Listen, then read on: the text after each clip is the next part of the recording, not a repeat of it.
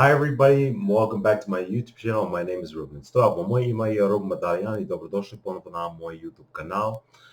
So today I'm going to talk about the two most powerful men in Yugoslavia besides Josip Broz Tito, who I talked about in my previous video on my history of the Balkan of ex-Yugoslavia, the Balkans, and Serbia. So if you enjoyed this series and would like to learn more about Yugoslavia, ex-Yugoslavia, the Balkans, and Serbia, you could ask me any questions that you want me to talk about, and I'll talk about them in the future videos. So today we're going to talk about the Alexander Rukovic and Edvard Kalde. So I'm going to make this video in English so you guys can understand me rather than me speaking in Serbian. So first we're going to talk about Alexander Rukovic, and then we're going to talk about Edvard Kalde. So Alexander Rukovic was kind of like the Yugoslav version of Yuri Andropov, because he was the chairman of the Yugoslav State Security Police, basically. And so I'm going to tell you that later, but we're going to talk about a little bit of biography. So Alexander Rukovic was born in the village of Državac near Odbrenovac in the Kingdom of Serbia, but now that's present-day Serbia because it's a republic. And so Rukovic had a difficult childhood, depressing childhood, because he was born to a poor family, and Rukovic had lost at a young age had lost his father. And so as a young man, he went to Belgrade and joined work, and he joined the workers organization, and then he was encouraged by his colleagues who at the time wanted him to join the Communist Party of Yugoslavia, but it was outlawed by the royal monarchy of Yugoslavia because Yugoslavia was a kingdom at the time. And during his communist activities, he would buy communist magazines and he would read them. And then in 1927, he met his future wife, and then in a year later, 1928, a year before he was thrown into prison, he joined the Communist Party of Yugoslavia during that period. And so and then in 1929, he was placed on trial for his communist activities, and he was sentenced to 6 years in prison. And he was also, a year prior to his arrest, the police had raided his home, and the Yugoslav police had arrested Rukovic, and they put him on trial, and he was sentenced to jail. And so during his 6 years in jail, he was placed in many prisons throughout Yugoslavia. One was in Serbia, and then one was in Croatia. And then while in prison, he began to promote the ideas of Marxism and Leninism to the prisoners that were living with him, and he continued to be a part of Leninism and Marxism. And so after staying in prison and after his release from prison, he met his wife again, and the two got married, and they moved to Belgrade in January 1937. And then after returning to Belgrade, he became a member of the League of Communists of Serbia. And so each Yugoslav republic under the Tito era and before Tito era had their own communist party. But at the time, all communist parties of Yugoslavia were outlawed and banned by the royal monarchy of Yugoslavia. And so Rukovic would hold the position as a member of the League of Communists of Serbia. In Serbian language, it would be Saveza Komunista Serbije. In Serbian language, it would be pronounced as.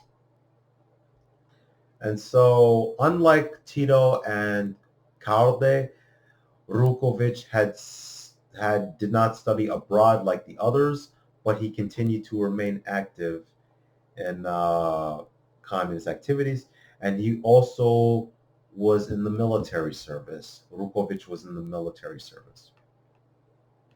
And so it's also interesting of mentioning because Rukovic also had a nickname, which was Marko, because his previous nickname was Lika. And then prior to the Axis invasion of Yugoslavia and Greece in April 1941, Rukovic had took part in a meeting that was held by the communists in Zagreb. That was also known as the Fifth Land Conference of the Communist Party of Yugoslavia, and that was held in Zagreb, as I stated, which is the capital city of Croatia, present-day Croatia. And so, during the Axis invasion of Yugoslavia, Rukovic was the secretary of the Central Committee of the Communist Party of Croatia, Komunistička partija Hrvatska in Serbian language.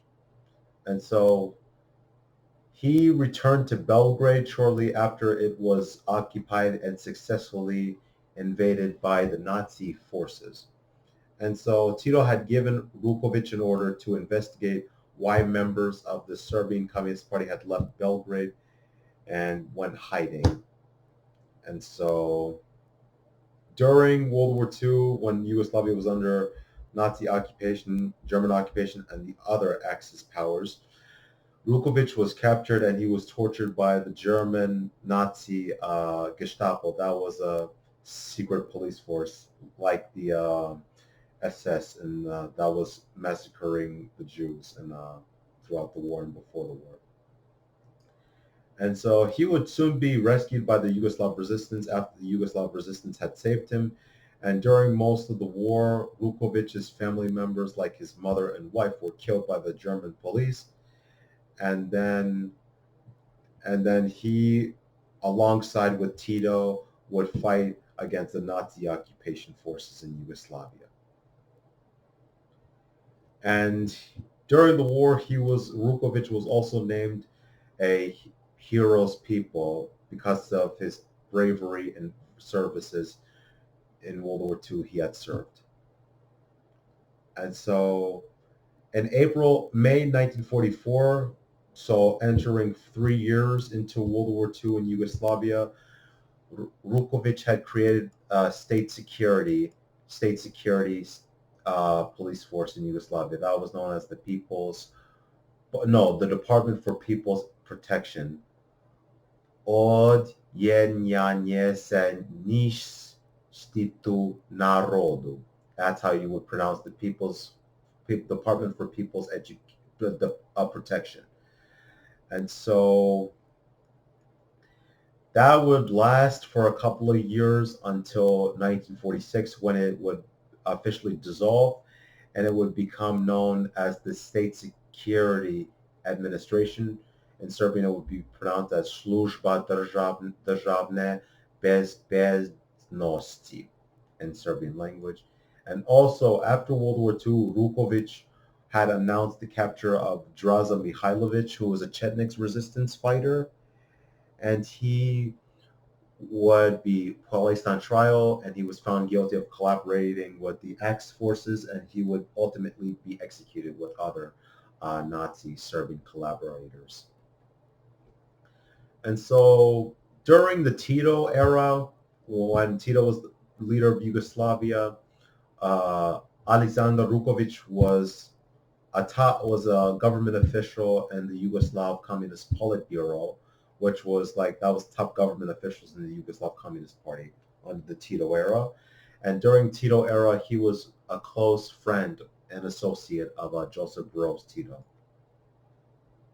And so after World War II, he was viewed as Yugoslav people were kind of scared of Rukovic because he transformed Kosovo into a police state, because he had carried out some arrests against the Albanians, because Serbs were against Albanians, and then they would throw Albanians to the prison. So people in Kosovo were really scared of Rukovic because he was kind of like the Yugoslav version of Yuri Andropov, who in Soviet Union would arrest a lot of people who didn't show up to work or college, and so that scared a lot of people in Yugoslavia, basically. So the police force in Yugoslavia that was operating in the Yugoslav republics of Macedonia, Montenegro, and Serbia were under the influence and control or occupation of Vukovic.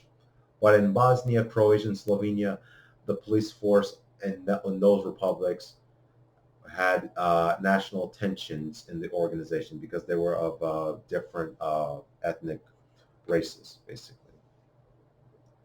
And so, also during the Tito rule, Rukovic had wanted to bring a Soviet-style policy into the Yugoslav government, and that was basically he wanted to make Yugoslavia the same way as Soviet Union was. But Yugoslavia was a nation consisted of a combination of capitalists and communists, so it was kind of like a style of East and West. So people had more freedom to do whatever they want in Yugoslavia.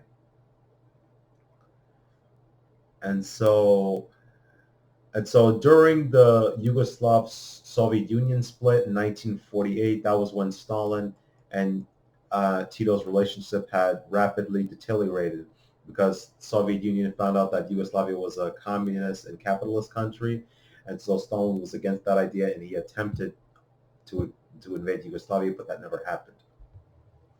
And so Rukovic during the Tito era would hold various positions. For example, like the vice president of the People's Assembly of Serbia and the deputy prime minister of Yugoslavia, and also the first vice president of Yugoslavia. And so the downfall of Rukovic had actually took place in July 1966, in part because he placed some spying device in Tito's bedroom, and he was ultimately removed from power, and Rukovic was sent into a retirement. And so yeah, yep. So he was against Albanians because Albanians were living in Kosovo, and then Serbia was like fighting with Kosovo because that was basically Kosovo was a part of Yugoslavia, and so Serbs were saying Kosovo belongs to Serbia. And so Rukovic had developed a strong dislike of Albanians, and